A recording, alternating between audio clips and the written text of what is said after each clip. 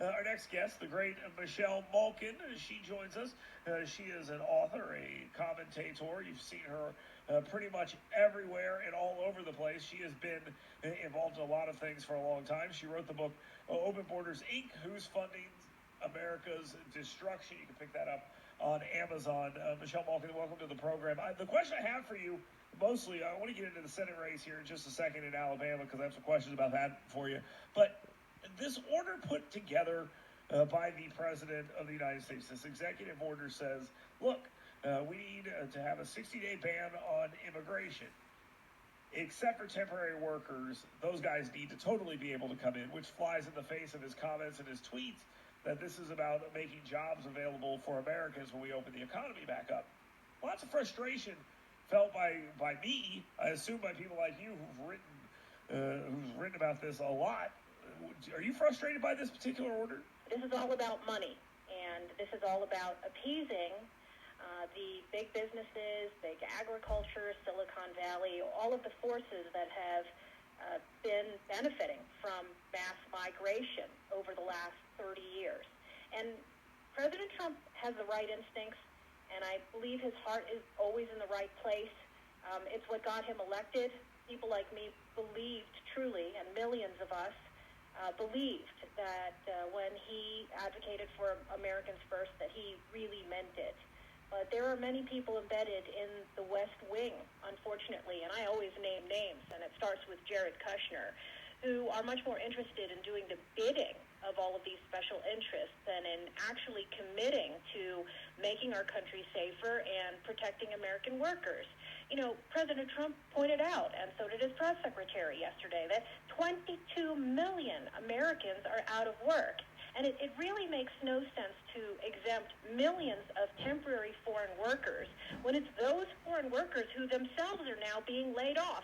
They should be sent home, and instead, outrageously, as I report in my new column, which you can get at michellemalkin.com, immigration lawyers are now advocating and advising these millions of temporary foreign workers who are supplanting Americans that they can be eligible for the stimulus checks. So we're subsidizing foreign guest workers to replace American workers. It's insane. Yeah, the whole thing is completely nuts, and that's why I wonder why look, I'll just be completely honest with you. We've got so much going on in the world. Donald Trump says nothing about the issue of immigration. Nobody even pays attention to this. But instead, it looks like we get a bit of a little head fake here, where he says, I'm going to do something about immigration for 60 days, but not these temporary workers. The media goes ballistic.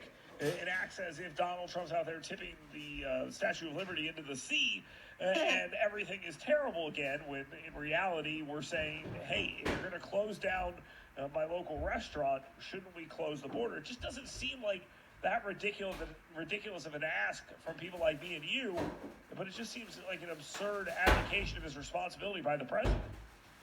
It does, and I have a lot of people inside the White House who've been keeping me abreast of the very pitched battle that's taking place. We've got a lot of good people at the Justice Department and the West Wing, policy advisors, many of them who either worked for or who understand the urgent need to get a control on mass migration, many of whom worked for Jeff Sessions. And of course, Jeff Sessions has been committed to battling against the forces who are undermining immigration enforcement for years now, decades, and this battle between establishment, big business Republicans, U.S. Chamber of Commerce Republican types versus the grassroots who believe in America First has been going on a long time. And what people are telling me is that there are now 15 massive categorical exemptions currently in the draft of this executive order. And there's another context here that you have to keep in mind, too, that makes this all just so frustrating and confusing and exasperating. Right? This thing, nobody has actually seen it yet. There's no draft. And from what I hear, people have been working on this for several weeks now, and it was catalyzed, it was basically, hurried up along when people like Jeff Sessions and Paul Gosar, the Arizona congressman, and others, and obviously I've been crusading for an immigration pause for a long time.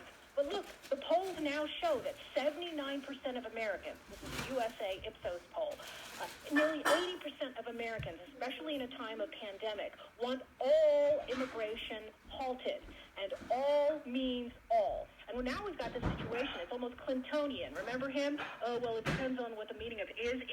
And now you've got all these people saying, well, it depends on the meaning of what all is. Yeah, it's just absolutely insane. I want to talk about the Jeff Sessions thing in a second. We'll get there.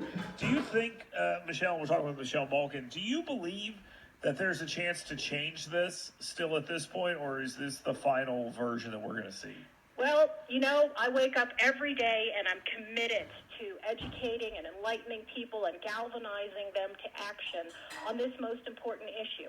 I have been reporting on immigration for 25 plus years. I started out my journalism career in LA, which was the canary in the coal mine. We knew what was going to happen with mass migration, not just illegal immigration and amnesties after amnesties after amnesties, but also all of the legal channels through which millions of people have been coming into the country and quietly transforming it. And this includes all of the temporary worker programs. It includes the 1 million green cards that are issued every year. It includes the refugee resettlement program, which has vastly transformed the heartland without any input from the American people.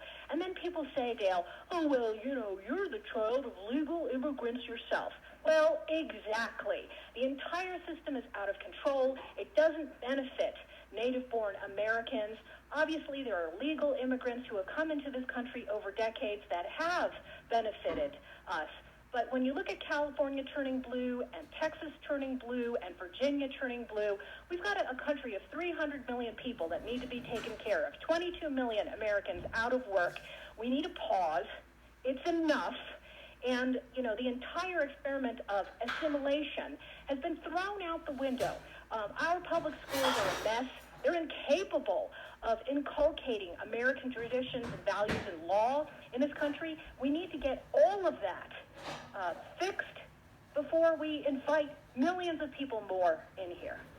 Well, I'm hoping that the President of the United States and his people are listening to the outcry on this, and I hope that they go the other direction. You mentioned Jeff Sessions earlier. This is another thing I want to talk to you about. You've been an anti-illegal immigration activist, anti-immigration activist.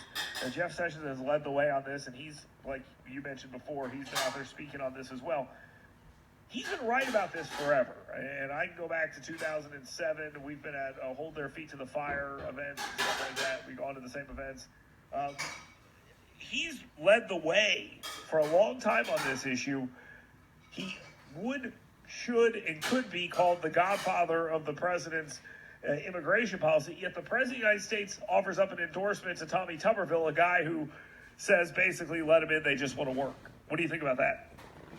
Yeah, I think it's bewildering to a lot of Trump supporters and rank-and-file Republicans, but it's not bewildering to those of us who understand how the Beltway swamp works.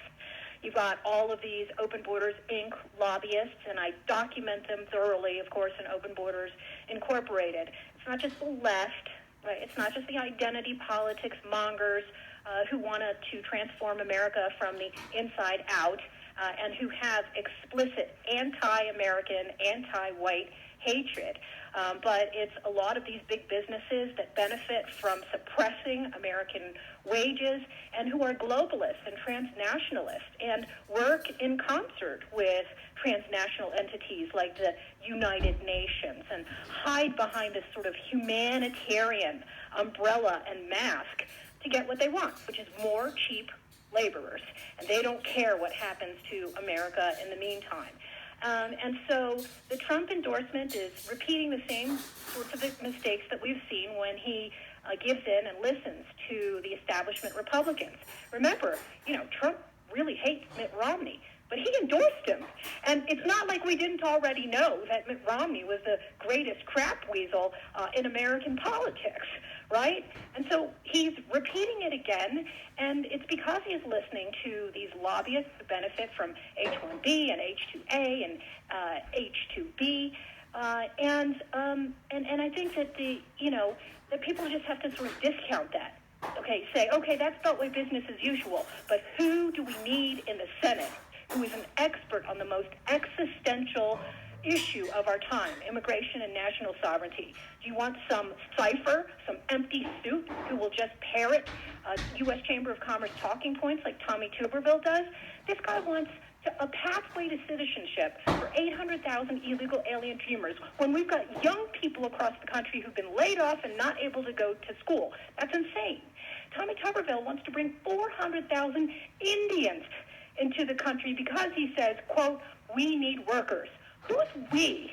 Who is we when IT workers, STEM workers, especially in Alabama, are being laid off left and right and worrying about how to put food on the table?